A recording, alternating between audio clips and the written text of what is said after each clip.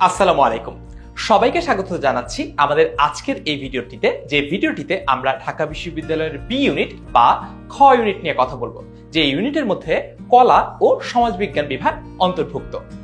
আজকের এই ভিডিওতে আমরা মূলত তোমাদের বিভিন্ন আগ্রহ, প্রশ্ন এবং জিজ্ঞাসার উত্তর নিয়ে হাজির হয়েছি। এই পার্টিকুলার বিভাগটা নিয়ে অনেক শিক্ষার্থীর অনেক বেশি আগ্রহ থাকার অন্যতম প্রধান কারণ হচ্ছে এই ইউনিটে সকল বিভাগের শিক্ষার্থীরাই পরীক্ষা দিতে পারে। অর্থাৎ সায়েন্স, কমার্স, আর্টস, তুমি যেই বিভাগের শিক্ষার্থী হয়ে থাকো না কেন, এই বিভাগটা দিয়ে তুমি পরীক্ষা দিতে পারবে। চলো তাহলে দেরি না করে শুরু করে দেওয়া যায় এই বিভাগের নানা রকম টুকিটাকি খোঁজ খবর। প্রথমেই আমরা দেখব ঢাকা বিশ্ববিদ্যালয়ের খ ইউনিটের আবেদন যোগ্যতা কি, অর্থাৎ তোমার মিনিমাম রিকোয়ারমেন্টটা কি। তুমি এসএসসি এবং এইচএসসি তে অ্যাটলিস্ট বা মিনিমাম জিপিএ কত পেলে অ্যাপ্লাই করতে পারবা। চলো দেখি সেটার আলাদা আলাদা রিকোয়ারমেন্ট গুলো কি কি আছে। প্রথমেই আমরা মানবিক শাখার ব্যাপারটা দেখব। মানবিক শাখার শিক্ষার্থী যদি তুমি হয়ে থাকো, তাহলে তোমাকে এসএসসি এবং এইচএসসি দুটোর মিলিত জিপিএ অ্যাটলিস্ট 7.5 পেতে হবে। অ্যাটলিস্ট কত পেতে হবে? ন্যূনতম 7.5 তোমাকে পেতে হবে। তবে এখানে আরো একটা কন্ডিশন আছে, সেটা হচ্ছে তোমাকে দুটাতেই এসএসসি এবং এইচএসসি দুইটা পরীক্ষায় আলাদা আলাদা করে আবার অ্যাটলিস্ট কত পেতে হবে? অ্যাটলিস্ট 3 পেতে হবে। তার মানে তুমি একটা পরীক্ষায়, এসএসসি পরীক্ষায় জিপিএ 5 পেলা এবং এইচএসসি পরীক্ষায় জিপিএ 2.5 পেলা, দুটো মিলিয়ে হয়তোবা তোমার ন্যূনতম 7.5 হয়ে যাবে। কিন্তু যেহেতু এসএসসি তে তুমি 5 পাওয়া সত্ত্বেও এইচএসসি তে 2.5 পেয়েছো, এই কন্ডিশনটা যেহেতু ফুলফিল হচ্ছে না, এই কারণে কিন্তু তুমি ঢাকা বিশ্ববিদ্যালয়ে পরীক্ষা দেওয়ার যে ন্যূনতম যোগ্যতাটা সেটা অর্জন করতে পারছো না। আশা করি এই ব্যাপারটা একেবারে পরিষ্কার। মানবিক বিভাগের শিক্ষার্থীদের জন্য যে কন্ডিশন, ঠিক একই কন্ডিশন হচ্ছে ব্যবসায় শিক্ষার শিক্ষার্থীদের জন্য। অর্থাৎ তোমাকে এইচএসসি এবং এসএসসি বা সমমানের পরীক্ষায় চতুর্থ বিষয় সহ, এখানেও কিন্তু চতুর্থ বিষয় বা অপশনাল সাবজেক্ট ছিল, চতুর্থ বিষয় সহ তোমাকে ন্যূনতম কত পেতে হবে?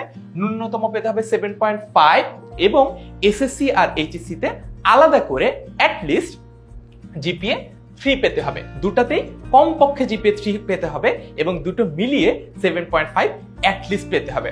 আশা করি এই ব্যাপারটা একদম পরিষ্কার। তবে সায়েন্সের যারা স্টুডেন্ট রয়েছে তাদের জন্য কিন্তু ন্যূনতম 8 পেতে হবে। ন্যূনতম কত পেতে হবে? ন্যূনতম এসএসসি এবং এইচএসসি এর যোগফল হতে হবে জিপিএ 8 বা জিপিএ 8। আবার তোমাকে আলাদা আলাদা করে দুইটাতেই জিপিএ অ্যাটলিস্ট 3.5 পেতে হবে। তার মানে বুঝতেই পারছো, যারা সায়েন্সের স্টুডেন্ট তাদেরকে কিন্তু আর্টস এবং কমার্সের স্টুডেন্টদের চেয়ে কম্পারেটিভলি জিপিএ একটু বেশি অ্যাচিভ করতে হবে ঢাকা ইউনিভার্সিটিতে পরীক্ষা দেওয়ার মিনিমাম যে এলিজিবিলিটিটা সেটা অর্জন করার জন্য। চলো আমরা তাহলে পরের অংশ নিয়ে আলোচনা করি। আমরা এইবার ঢাকা বিশ্ববিদ্যালয়ের খ ইউনিটে মোট সিট সংখ্যা দেখব। মোট আসন সংখ্যা হচ্ছে 2934। এখন আমরা একটু দেখে নেই, এই 2934 জনের মধ্যে তুমিও যদি একজন হতে চাও, তাহলে তোমাকে আসলে কোন কোন বিষয়ের উপর পরীক্ষা দিতে হবে। আমরা দেখতে পাচ্ছি এখানে 3টা সাবজেক্টের উপর পরীক্ষা হয়: বাংলা, ইংলিশ এবং সাধারণ জ্ঞান। বাংলার স্ল্যাশে ইলেকটিভ ইংলিশ রয়েছে। ইলেকটিভ ইংলিশ কারা দিবে? যারা ইংরেজি মাধ্যমের শিক্ষার্থী, শুধুমাত্র তাদের জন্য ইলেকটিভ ইংলিশ, তারা বাংলার পরিবর্তে ইলেকটিভ ইংলিশ অ্যান্সার করবে। এছাড়া যারা বাংলা মাধ্যমের শিক্ষার্থী বা মাদ্রাসা বোর্ডের শিক্ষার্থী, তারা কিন্তু বাংলা প্রশ্নটার অ্যান্সার করতে হবে, বাংলা সাবজেক্টটা অ্যান্সার করতে হবে। তারপরে তোমাকে অ্যান্সার করতে হবে জেনারেল ইংলিশ এবং অ্যান্সার করতে হবে সাধারণ জ্ঞান। সো এইটার এমসিকিউতে কত নম্বর থাকবে? এমসিকিউতে বা অবজেক্টিভ পার্টে তোমাকে টোটাল 60 মার্কের অ্যান্সার করতে হবে, যার জন্য তোমার সময় বরাদ্দ থাকবে 45 মিনিট। বাংলা থেকে 15টা প্রশ্ন অ্যান্সার করতে হবে, ইংরেজি থেকে 15টা প্রশ্ন অ্যান্সার করতে হবে এবং সাধারণ জ্ঞান থেকে বাংলাদেশ ও আন্তর্জাতিক বিষয়াবলী মিলিয়ে তোমাকে 30টা প্রশ্ন উত্তর করতে হবে। অর্থাৎ 15, 15 আর 30, টোটাল কত হলো? এমসিকিউতে টোটাল হলো 60 মার্ক। আশা করি এমসিকিউর যে মানবন্টনটা সেটা তোমার কাছে একদম পরিষ্কার। চলো সামনে এগোই। এরপরে আমরা লিখিত অংশ নিয়ে আলোচনা করব। লিখিত অংশে 20-20 করে 40 নম্বর, 20-20 করে 40 নম্বর। 20 হচ্ছে বাংলার এবং 20 হচ্ছে ইংরেজির, অর্থাৎ আমাদের বাংলা / ইলেকটিভ ইংলিশ কাদের জন্য? যারা হচ্ছে ইংরেজি মাধ্যমের শিক্ষার্থী তাদের জন্য। তুমি যদি বাংলা মাধ্যম অথবা মাদ্রাসা বোর্ডের শিক্ষার্থী হয়ে থাকো, তুমি বাংলার লিখিত অংশের উত্তর করবা যেখানে পূর্ণমান থাকবে 20, এবং তুমি ইংরেজির লিখিত অংশের উত্তর করবা যেখানে পূর্ণমান হচ্ছে 20, অর্থাৎ এখানে হলো টোটাল 40। তার মানে আমার এমসিকিউতে কত ছিল? এমসিকিউতে ছিল 60 মার্কস বা 60 নম্বর, এবং আমার সিকিউ বা লিখিত অংশে কত থাকছে? লিখিত অংশে থাকবে 40 নম্বর, অর্থাৎ দুটো মিলিয়ে আমার পরীক্ষার নম্বরের পূর্ণমান হচ্ছে 100। আচ্ছা, তারপরে আমরা সময়টা দেখে নেই। আমাদের সময় হচ্ছে 45 মিনিট। লিখিত অংশের 40 নম্বর অ্যান্সার করার জন্য আমার সময় হচ্ছে কতক্ষণ? সময় হচ্ছে 45 মিনিট। আচ্ছা, এইবার আমরা একটা খুবই গুরুত্বপূর্ণ জিনিস নিয়ে কথা বলবো। সেটা হচ্ছে প্রতি বছর এটা নিয়ে একটা কনফিউশন দেখা যায়। সেটা হচ্ছে যে ভাইয়া অমুক বলল ও নাকি বি ইউনিটে ফার্স্ট হয়েছে, কিন্তু আমার আরো একটা বন্ধু তো ফার্স্ট হয়েছে। কিভাবে এটা হয়? কারণ ঢাকা বিশ্ববিদ্যালয়ের বি ইউনিটে প্রত্যেকটা বিভাগের জন্য আলাদা আলাদা করে মেরিট লিস্ট দেওয়া হয়। অর্থাৎ সায়েন্সের জন্য দেখো, সায়েন্সের জন্য একটা মেরিট লিস্ট দেওয়া হয়, ব্যবসায় শিক্ষার জন্য একটা মেরিট লিস্ট দেওয়া হয়, এবং মানবিক শাখার জন্য একটা আলাদা মেধা তালিকা দেওয়া হয়। এটা কেন করা হয়? কারণ হচ্ছে তোমাদের জন্য সিটগুলো তোমাদের এসএসসি এবং এইচএসসির বিভাগ অনুসারে আগে থেকে আলাদা করা থাকে। তার মানে যখন মানবিক বিভাগের একজন শিক্ষার্থী বি ইউনিটে পরীক্ষা দিচ্ছে, সে কম্পিট করছে মূলত মানবিক বিভাগের অন্যান্য শিক্ষার্থীদের সাথে। একই প্রশ্নেই সায়েন্স, কমার্স, আর্টস সবাই পরীক্ষা দিবে, কিন্তু তোমার এসএসসি এবং এইচএসসির যে বিভাগ ছিল, সায়েন্স, কমার্স অথবা আর্টস যে বিভাগ ছিল, সেই বিভাগের ভিত্তিতে তোমার আলাদা একটা মেধা তালিকা আসবে। অর্থাৎ তোমাকে তোমার বিভাগের শিক্ষার্থীদের সাথেই কম্পিট করে ঢাকা বিশ্ববিদ্যালয়ে একটা সিট অর্জন করতে হবে। আশা করি এই ব্যাপারটাও পরিষ্কার। এরপরে আমরা একটু দেখি ঢাকা বিশ্ববিদ্যালয়ের টোটাল মার্কস কত, এবং এই টোটাল মার্কসের মধ্যে মার্কিং ডিস্ট্রিবিউশনটা কিরকম। আমরা অলরেডি কিন্তু এমসিকিউ আর লিখিত নিয়ে কথা বলেছি। এমসিকিউ আর লিখিত এখানে হচ্ছে 60 মার্কস, লিখিততে হচ্ছে 40 মার্ক, অর্থাৎ কত হলো? 60 আর 40 দুটো মিলে হলো 100। আরো দুইটা মার্ক আছে, একটা হচ্ছে তোমার এসএসসির নাম্বার, সেখান থেকে 10 যোগ হবে, এবং তোমার উচ্চ মাধ্যমিক বা এইচএসসি নাম্বার, সেখান থেকে আরো 10 যোগ হবে, অর্থাৎ 60, 40, 10, 10 সব মিলিয়ে পূর্ণ মান হচ্ছে 120। আচ্ছা, এইবার দেখি যে কিভাবে এসএসসি আর এইচএসসি নম্বর থেকে যুক্ত হবে এই 10 নাম্বার, কিভাবে যোগ করা হবে। দেখো, ফলাফল নির্ণয়ের জন্য কি করা হয়েছে? এসএসসি জিপিএ ইনটু 2 আর এইচএসসি জিপিএ ইনটু 2। আমি একটু দেখাই তোমাদেরকে নম্বরটা কিভাবে দেওয়া হয়। ফর এক্সাম্পল, তুমি এসএসসিতে মনে করো 4.5 পেয়েছো। এসএসসিতে তুমি পেয়েছো 4.5, আর এইচএসসিতে তুমি পেয়েছো কত? এইচএসসিতে তুমি পেয়েছো মনে করো 4। তাহলে 4.5 ইন্টু 2 সমান সমান 9, এবং 4 ইন্টু 2 সমান সমান কত হলো? 8। অর্থাৎ তোমার এসএসসিতে আউট অফ 10, দেখো এসএসসিতে আউট অফ 10 তুমি পেয়েছো 9 নম্বর, এইচএসসিতে আউট অফ 10 তুমি পেয়েছো 8 নম্বর। তার মানে তুমি ইন টোটাল তোমার যে 20 নম্বর এখানে ছিল এসএসসি আর এইচএসসি মিলিয়ে, সেই 20-এর মধ্যে তুমি কত পেয়েছো?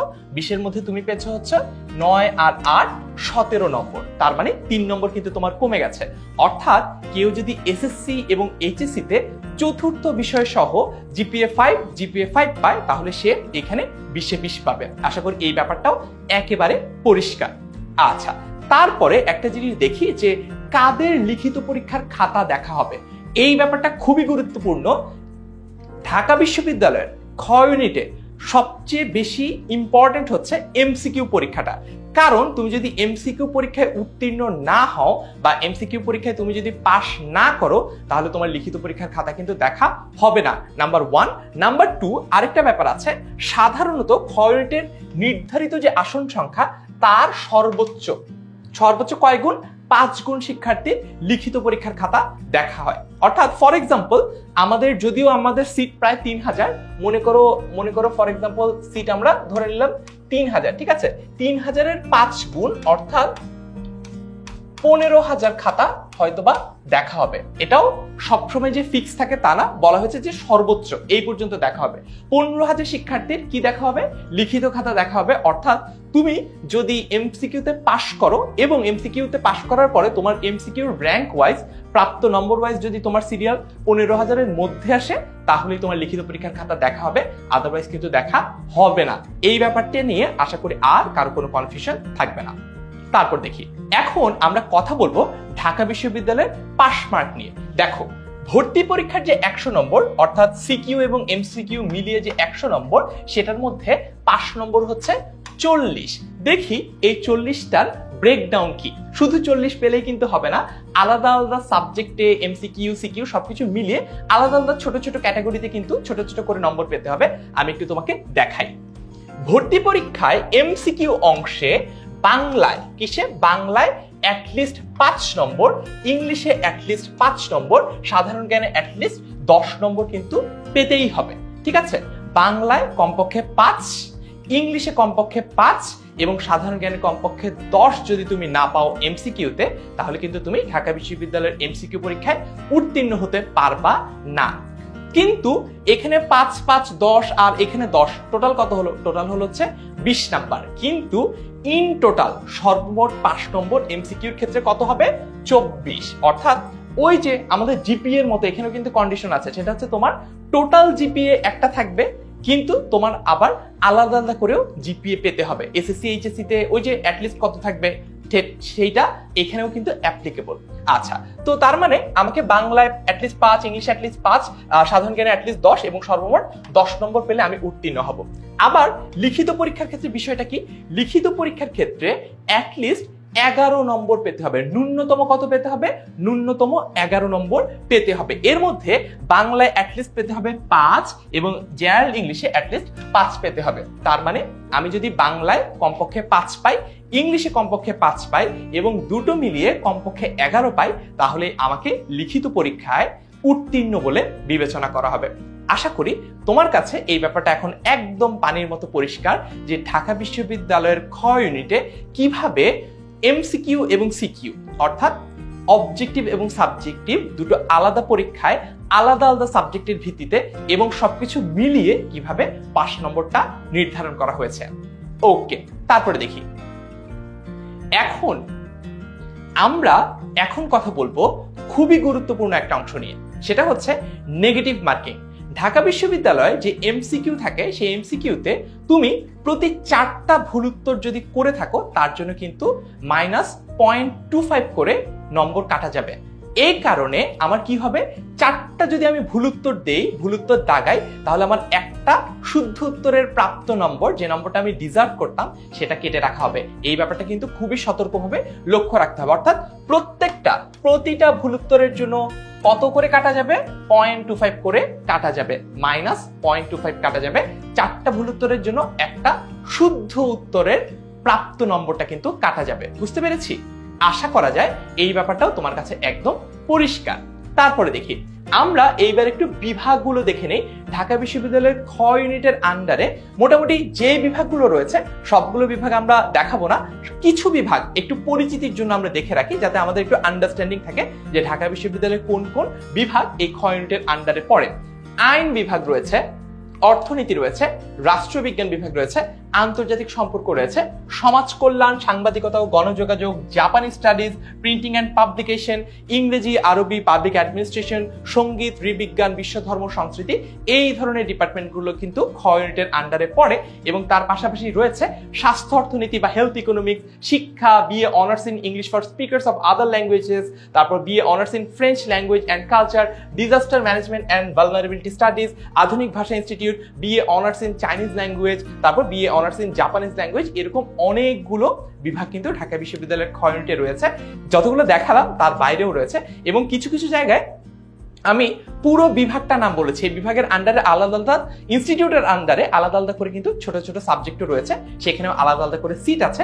তোমরা যদি ঢাকা বিশ্ববিদ্যালয়ে চান্স পেয়ে যাও, তখন তোমরা নিজেদের একটা চয়েস লিস্ট সাজাবে এবং সেই অনুযায়ী ঢাকা বিশ্ববিদ্যালয় তোমার যেই প্রাপ্ত সিটটা, সেই প্রাপ্ত সিটটা কোন বিভাগের আন্ডারে হবে নিজেরাই ঠিক করে দিবে। অবশ্যই তোমার প্রেফারেন্সটা সেখানে দেখা হবে এবং তুমি টোটাল পরীক্ষায় 120-এ কত নম্বর পেয়েছো সেটাও সেখানে বিবেচনা করা হবে। এতক্ষণ আমরা ঢাকা বিশ্ববিদ্যালয়ের খ ইউনিটের বিভিন্ন রিকোয়ারমেন্ট সম্পর্কে জেনে নিলাম। এখন একটু দেখি যে ঢাকা বিশ্ববিদ্যালয়ের খ ইউনিটের প্রিপারেশনটা যদি তুমি নিতে চাও, অর্থাৎ তুমি যদি খ ইউনিটে পরীক্ষা দিয়ে ঢাকা বিশ্ববিদ্যালয়ের একজন শিক্ষার্থী হতে চাও, তাহলে 10 মিনিট স্কুল তোমাকে কিভাবে হেল্প করতে পারে। চলো আমরা একটু 10 মিনিট স্কুলের ভার্সিটি বি ইউনিট প্লাস গুচ্ছ অ্যাডমিশন কোর্স 2023 সম্পর্কে জেনে নেই এবং দেখে নেই কিভাবে এই কোর্সটাতে তুমি এনরোলড হতে পারবে এবং তোমার জন্য এই ভিডিওতে একটা উপহারও থাকছে, সেটা হচ্ছে একটা ডিসকাউন্ট প্রোমো কোড। দেখা যাক তাহলে। প্রথমে তুমি যে ওয়েব ব্রাউজার ইউজ করো না কেন, তুমি তার অ্যাড্রেস বারে গিয়ে লিখবে 10ms.com, 10ms.com, M for minute, S for school. তুমি 10ms.com লিখলে 10 মিনিট স্কুলের ওয়েবসাইটের ল্যান্ডিং পেজে চলে যাবা এবং এখানে তুমি এই বাটনগুলো দেখতে পাবা, ক্লাস 5 to 12, স্কিলস এবং ভর্তি পরীক্ষা। কোথায় যাবা? তুমি যাবা ভর্তি পরীক্ষাতে। এই যে এই জায়গাটাতে তুমি যাবা। ভর্তি পরীক্ষায় ক্লিক করলে তুমি এখানে সবগুলো ইউনিটের জন্য এই ইউনিটের কোর্সটা পেয়ে যাবা, বি ইউনিটের কোর্সটা পেয়ে যাবা, সি ইউনিটের কোর্সটাও তুমি কিন্তু এখানে পেয়ে যাবা। তো পেয়ে যাওয়ার পরে তুমি বি ইউনিটে ক্লিক করবা, এই জায়গায় ক্লিক করবা। ক্লিক করলে তুমি এইরকম একটা জায়গা পাবা যেখানে তুমি এইখানে ক্লিক করলে ট্রেইলার ভিডিওটা দেখতে পারবা, এইখানে তুমি আমাদের ওভারঅল ডেসক্রিপশনটা দেখতে পারবা, এখানে পুরো ইনফরমেশন গুলো যে কয়টা ক্লাস হবে, কোন কোন বিষয়ের কত ঘন্টার ক্লাস, লেকচার শিট পাবা কিনা, সকল কিছু ডিটেলস তুমি এখানে পেয়ে যাবা। আর ট্রেইলার ভিডিওতে তো আমরা এই জিনিসগুলো আবার এক্সপ্লেন করেছি। তার পাশাপাশি এখানে তুমি কোর্সে সিলেবাস পাবা, কিভাবে কিভাবে পড়ানো হবে এবং ক্লাস কারা নেবেন তুমি কিন্তু এখানে ইনস্ট্রাক্টরদের নাম ও ডিটেলসও পেয়ে যাচ্ছ খুবই সহজে। তারপরে তোমার জন্য একটা ছোট্ট হ্যাক বলে দেই, 10 মিনিট স্কুলের ওয়েবসাইটে এসে যেখানে সবুজ বাটন পাবা সেগুলো ক্লিক করবা। সো এখানে কোথায় সবুজ বাটন আছে? বুকিং করো এখনই, এইখানে তুমি ক্লিক করলা। এইখানে ক্লিক করার পরে তুমি দেখবা যে প্রোমো কোড যোগ করুন একটা অপশন রয়েছে। তার আগে আমরা একটু প্রাইস দেখছি। প্রোডাক্টের মূল্য এখন 4000 টাকা, আমাদের একটা ডিসকাউন্ট অফার চলছে, এটার জন্য আরো 500 টাকা ডিসকাউন্ট আছে এবং প্রোমো কোড এইটা যদি তুমি যোগ করো, আমি তোমাকে প্রোমো কোডটা দিব বলেছি, চলো দেখাই। এই প্রোমো কোডটা যদি যোগ করো 23ADM500, আবার লিখে দেই 23ADM500, 23 হচ্ছে 23 তোমার HSC batch, ADM for admission এবং 500 ফর 500 টাকা, ঠিক আছে। 23ADM500 এইটা লিখে তুমি যদি সাবমিট করতে ক্লিক করো তাহলে কিন্তু তোমার 500 প্লাস 500 1000 টাকা ডিসকাউন্ট হয়ে যাবে এবং পুরো কোর্সটা তুমি মাত্র 3000 টাকায় পারচেজ করতে পারবা। তারপর আর দেরি না করে শুরু করুনে ক্লিক করলেই তুমি যে কোনো বিকাশ হোক, নগদ হোক, রকেট হোক কিংবা ব্যাংকের অন্য কোনো পেমেন্ট গেটওয়ে দিয়ে হোক তুমি টাকাটা পে করে ফেলতে পারবা এবং তোমার স্বপ্নের যে জার্নিটা সেটা আমাদের সাথে শুরু করে ফেলতে পারবা। সো এতক্ষণ আমরা 10 মিনিট স্কুল সম্পর্কে জানলাম, 10 মিনিট স্কুলের কোর্স সম্পর্কে জানলাম, ঢাকা বিশ্ববিদ্যালয় সম্পর্কে জানলাম, ঢাকা বিশ্ববিদ্যালয়ের খ ইউনিট সম্পর্কে জানলাম। এত কিছু জানার পরেও আমাদের আরো যদি প্রশ্ন, কনফিউশন, কোয়েরি থাকে তাহলে অবশ্যই আমরা আবারও কল দিতে পারবো। আমরা কল দিতে পারবো 16910 এই নম্বরে। আমরা কোর্স কেনার জন্য কল দিতে পারবো, আমরা কোর্স সম্পর্কে যদি কোনো জিজ্ঞাসা থাকে সেটার জন্য কল দিতে পারবো এবং ঢাকা বিশ্ববিদ্যালয় নিয়ে যদি আরো ফার্দার কারো কোনো কোয়েরি থাকে তাহলে কিন্তু আমরা কল দিয়ে জিজ্ঞেস করতে পারবো। আশা করি তোমরা এই ভিডিওটি থেকে অনেক অনেক উপকৃত হবে এবং আপাতত তোমাদের সাথে দেখা হবে ক্লাসে এবং কিছুদিন পরে তোমাদের সাথে দেখা হবে তোমাদের স্বপ্নের বিশ্ববিদ্যালয়। আসসালামু আলাইকুম, আল্লাহ হাফেজ সবাইকে।